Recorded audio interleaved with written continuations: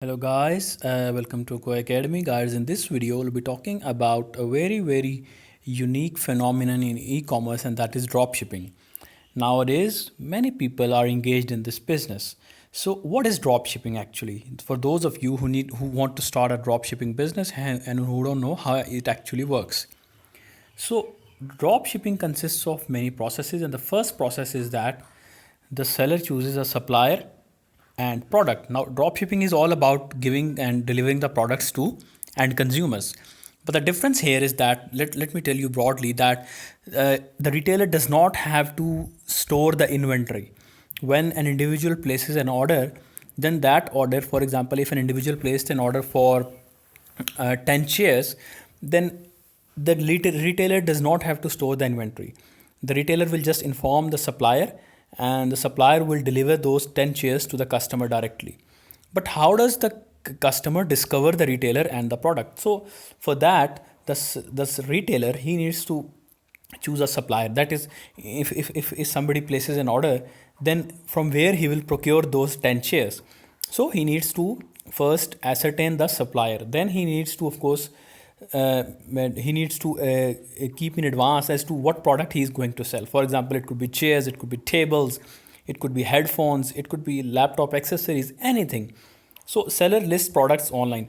So now that we know that in dropshipping business, seller does not have a shop or he does not keeps inventory, then how does customer discover the products and the retailer? Now that is only online.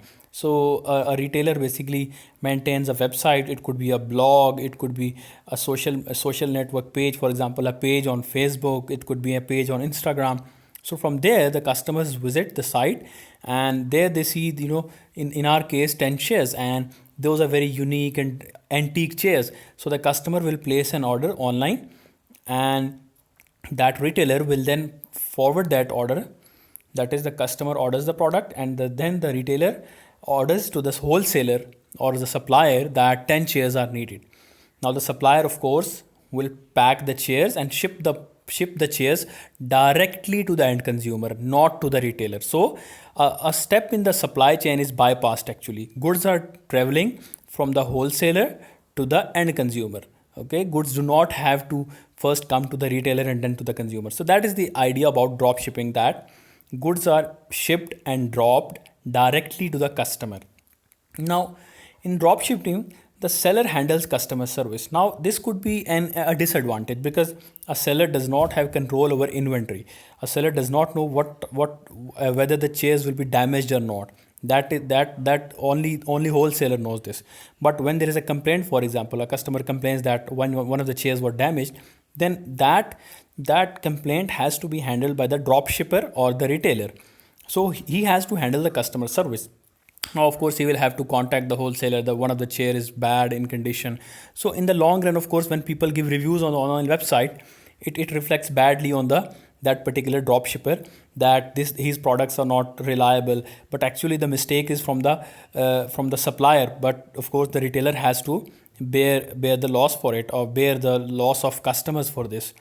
So there are various advantages and disadvantages of drop shipping. Of course, the first advantage is that upfront costs are low because you do not have to set up a shop, you do not have to buy inventory. So these costs are not there in the drop shipping business. Of course, the negative is that you do not have control over your inventory. That is, whether the products shipped to the customers are good in shape or not. But despite that, you have to handle customer service. So this is a very big drawback, but it's a very unique and easy ways to start a business, because you are just sitting on a computer, you have a blog, and you are writing about a cosmetic product, and then you are giving the link in that particular blog that okay, you are recommending that cosmetic product. So a customer, whenever he will click it and he will order it, then of course you will receive an order. So it's not physical presence, it's all online. So it's a very effective business. Of course, in next some other video I will discuss as to how you can initiate this drop shipping business. And for now, that's it. I hope you liked the video. Thanks for watching.